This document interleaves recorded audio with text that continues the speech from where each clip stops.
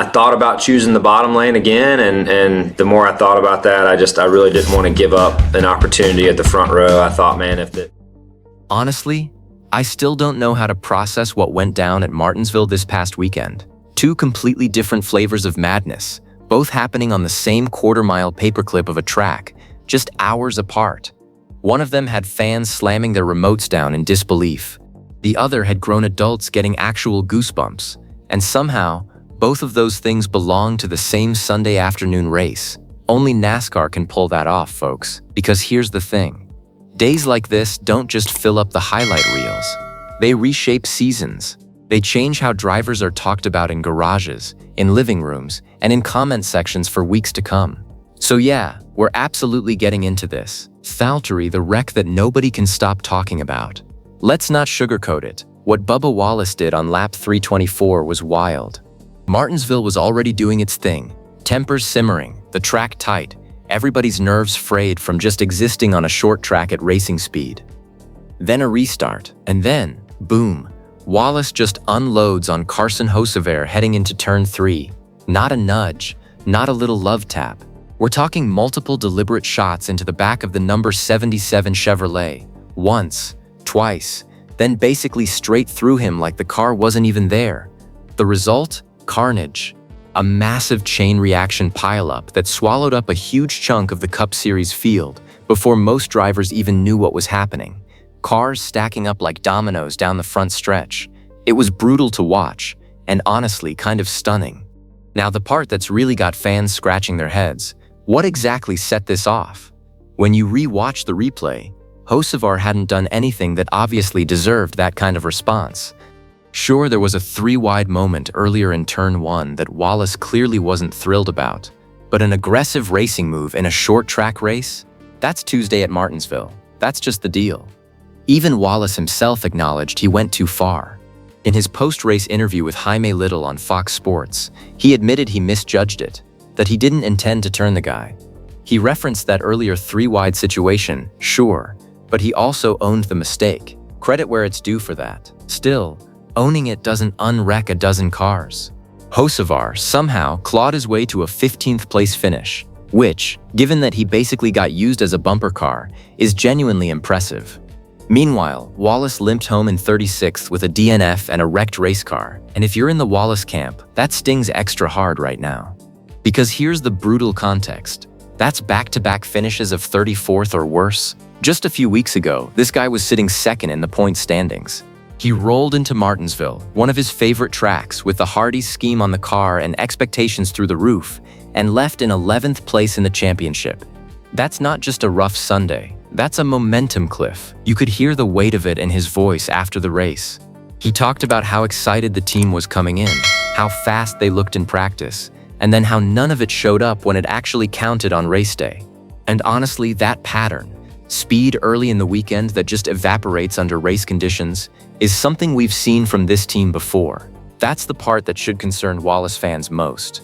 The silver lining?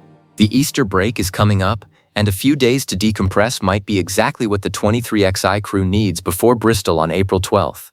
But make no mistake, that moment with Hocevar is going to follow the 23 car around for a while. Other drivers have long memories. All-a-game Chase Elliott does that. Okay, deep breath, because now we flip completely to the other end of the emotional spectrum. Chase Elliott won. First victory of the 2026 season, career win number 22, and it was not handed to him. For most of the afternoon, Elliott wasn't even in the conversation. He started 10th, spent big chunks of the race buried outside the top 5, and seemed like a supporting character in what looked like a Denny Hamlin masterclass. Because Hamlin? He was cooking. Started on the pole, led an absurd 292 of the first 317 laps. That's not dominating, that's haunting a racetrack. It looked like his race to lose. And then crew chief Alan Gustafson made the call. On lap 312, he pulled Elliott in for tires earlier than the other contenders. A gamble. The kind of decision that gets you either praised as a genius or roasted on social media, depending entirely on whether it works. This time, it worked beautifully.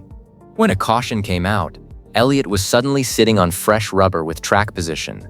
Ross Chastain briefly grabbed the lead by staying out, But Elliott got around him almost immediately on the restart, and that was essentially that.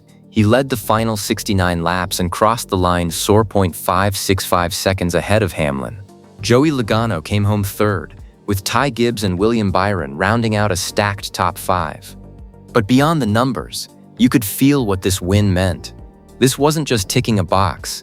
Gustafson's strategy calls get second-guessed constantly by fans, and this was a full-throated answer to all of it.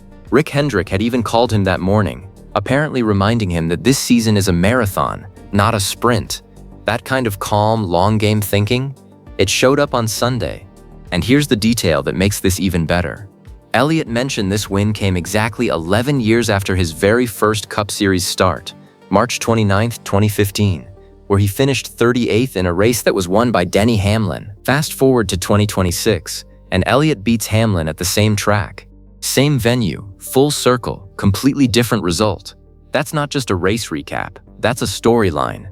That's the kind of thing that makes you remember why you started watching this sport. Nace, a few more things worth knowing. While we're here, Tyler Reddick is having a monster start to the season, and it matters extra because he's in a contract year with 23XI Racing. Hamlin has already hinted the team is working on locking him in for the long haul, so watch that space. Also, NASCAR dropped the list of 15 nominees for the 2027 Hall of Fame class, featuring names like Kevin Harvick, Jeff Burton, and Greg Biffle. The legacy conversation is very much alive right now, and honestly, it's a great reminder of how rich this sport's history actually is. Before Bristol, everything takes a breather for Easter. Then we're off to Bristol Motor Speedway on April 12th, and if you need a reason to be nervous, just remember that Kyle Larson led 4-1-1 of 500 laps there last April. The man treats Bristol like his personal test track. So when you zoom out and look at the full picture of Martinsville weekend, you've got two stories that couldn't be more different. One driver unraveling under pressure, making a reckless move that might cost him far more than just a race. Another driver and his crew staying cool, trusting the process, and walking away with a win that could genuinely set the tone for a championship run. That's NASCAR. One track, one afternoon, 100 emotions. Now I want to hear from you. Was Wallace's move on Hocevar a massive overreaction, or do you get where his frustration came from? And does this Martinsville win feel like the moment Chase Elliott's season really begins? Drop it in the comments, let's talk about it. Was Martinsville rigged? Let's actually talk about this. Alright, so Chase Elliott won at Martinsville. That part's settled. But the conversation that exploded after the checkered flag? That's a whole different beast. And honestly, I kind of understand why it took off the way it did. Because one viral radio clip, one perfectly timed yellow flag, and one very suspicious-sounding laugh from Ryan Blaney later, and suddenly half of NASCAR Twitter is convinced Hendrick Motorsports got handed a trophy. So let's actually walk through everything, not the hot take version, the real version. First, what actually happened on track? Let's set the scene properly, because context is everything here. Chase Elliott won the Cookout 400 by 0.565 seconds over Denny Hamlin. Logano was third, Ty Gibbs fourth, William Byron fifth, and Blaney came home sixth. Elliott started 10th, led 84 laps total, and gave Hendrick Motorsports their first Cup win of 2026, and their 31st at Martinsville specifically. Which, by the way, is a number that probably makes other team owners physically ill. But here's what makes the whole thing feel dramatic. Hamlin led 292 laps. He started on the pole, won both stages, and looked completely untouchable for most of the afternoon. This wasn't a race where Elliott was lurking in second, biding his time. He was running 9th at one point. Hamlin was putting on a masterclass, and everyone in the building knew it. So how did it flip? Glad you asked. The strategy call that changed everything. With 138 laps to go, crew chief Alan Gustafson pulled Elliott onto pit road while he was still buried in 9th place. On the surface, that looks like a desperation move. In reality, it was chess. Instead of mirroring Hamlin and fighting him straight up, a battle Elliott's team probably knew they'd lose, Gustafson short-pitted. Let the green flag cycle play out, and suddenly Elliott cycled to the lead while Hamlin fell back to third. Just like that, a race that had been a Hamlin coronation turned into wait, Hendrick might actually steal this. But even then, it wasn't locked up. Hamlin had fresher rubber. With 100 laps to go, Elliott held a 3.6-second lead, but Hamlin's tires were 28 laps younger. The math still favored the 11 car closing that gap down, which makes what happened next the most controversial moment of the whole weekend. The caution. That caution. With 89 laps left, NASCAR threw a yellow for debris, specifically a brake rotor on the track after Ty Dillon had slowed and made his way to pit road. Race trackers confirmed it. NASCAR identified it publicly, but timing-wise? Oh boy. That caution dropped at the exact moment Hamlin was reeling Elliott in on fresher tires. It wiped out his tire advantage completely. Everyone pitted together, the gap was reset, and suddenly Elliott, who had track position, was protected again. From the outside, it genuinely looked like someone hit a giant pause button right as Hamlin was about to make his move. If you're a Hamlin fan, or even just a neutral viewer who has trust issues with conveniently timed yellows, I completely get why alarm bells started ringing, because it really did feel too perfect.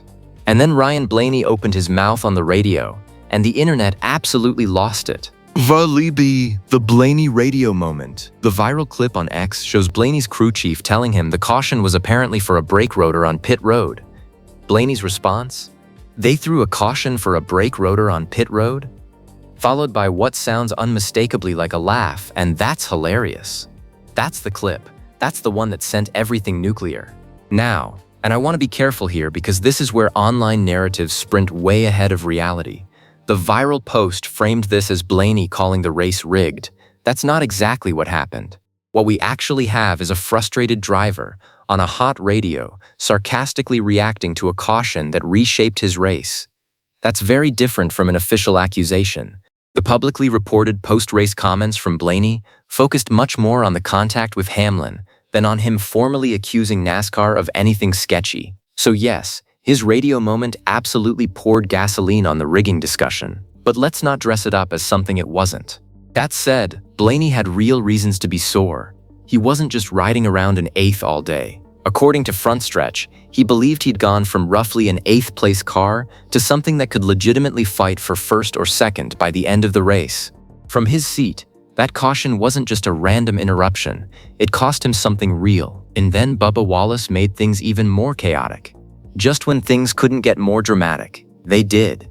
After the restart, Ross Chastain stayed out and grabbed the lead. Hamlin was 2nd, Elliott 3rd. 2 laps later, Bubba Wallace's frustration with Carson Hocevar boiled completely over, and Wallace turned him in traffic, triggering a massive multi-car pileup that swept up Wallace, Hocevar, Zane Smith, Connor Zilisch, Austin Hill, and several others. NASCAR's own highlights make it pretty clear. Wallace caused this one.